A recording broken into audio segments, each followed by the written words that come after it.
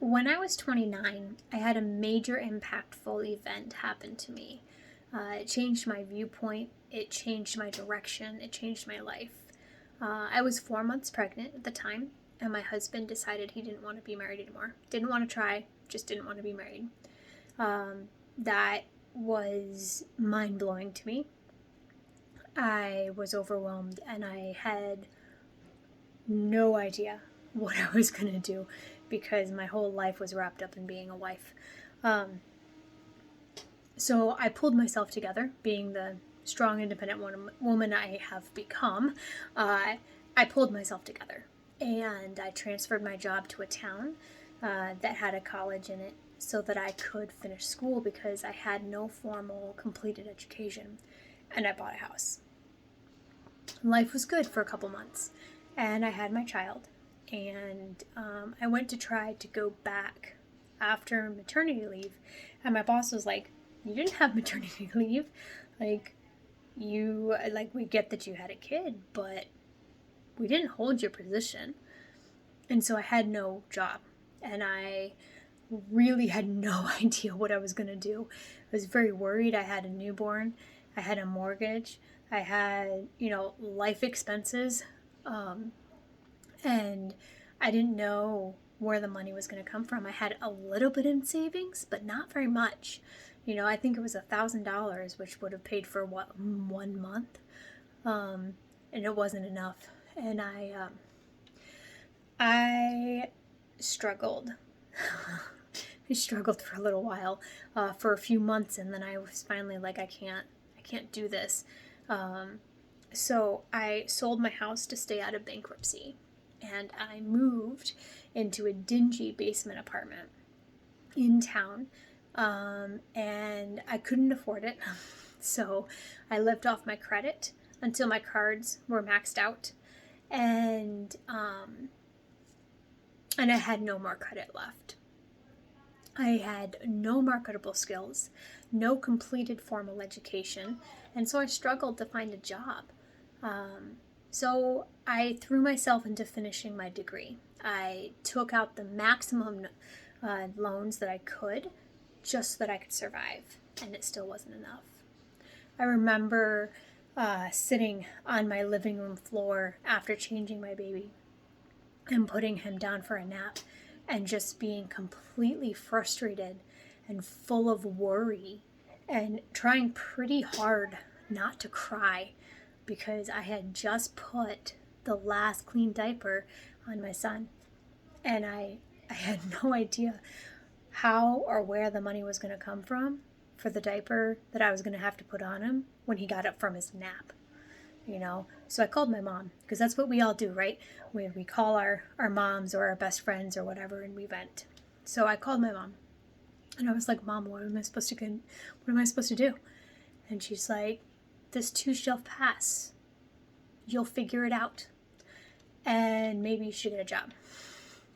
So I hung up, more frustrated than when I called, because to me, that didn't seem helpful at the time, right? And the only jobs that I was qualified for only paid $10 an hour, and the only sitters I could find charged $10 an hour. So I would literally be making enough to pay for the sitter, but not enough for the diapers, not enough for food, not enough for my electric bill or rent. Like, what was I supposed to do? It was a no-win situation. That's how I felt. I felt like I was in a no-win situation. So a couple weeks later, I was scrounging around in my car, trying to look for change, feeling completely overwhelmed and thinking that I was really tired of just surviving. I was ready to start thriving. I really only needed $1.50 because I wanted to walk down to the coffee shop to buy a coffee, use their internet so that I can do some homework, and brainstorm how to get out of the cycle of not having enough that I was in. I was super focused on getting out of this cycle, and I wanted more. My child deserved and needed more. And I could all but taste that better life, you know? I could smell it, I could feel it, I could imagine what it would be like. But if I reached out, I didn't feel like I could get it, right? And so I'm sitting in the coffee shop, and I'm having these thoughts, and a friend of mine walks in, and she sits down, and we chat, and I don't tell her anything about what's going on. None of my friends really knew how bad it was. Like, they knew I was broke, but they did not know that I could barely afford the $1.50 coffee, and by the time we left the coffee shop and that conversation, I had a business.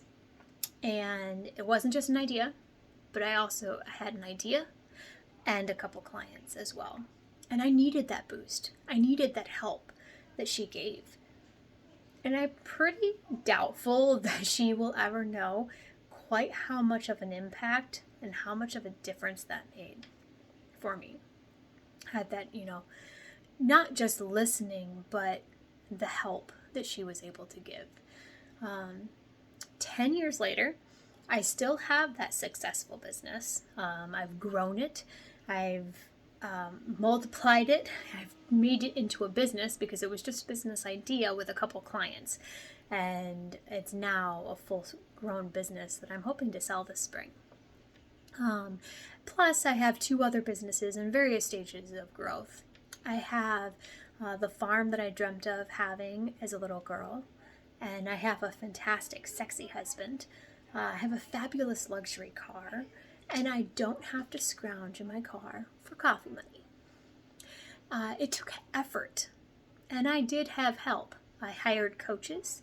I hired business advisors to help me to get to where I am today. Because I listened to them and because I took their advice, I now have a signature method, and I am able to help others, and it just fills me with so much joy to be able to help others that are where I have been. The single moms, the mom entrepreneurs, the women struggling to get out of this just not enough cycle, this just surviving cycle, and help them overcome their adversities and get out of the not enough just surviving cycle. That's what I call it. To learn more about me and my signature program, feel free to go to my Facebook group at Manifest Your Dreams, or Your Dream Life, at Manifest Your Dream Life, or my Instagram page at Suzette Berry Coaching, or you can private message me and we'll see if I can help you step into your dream life.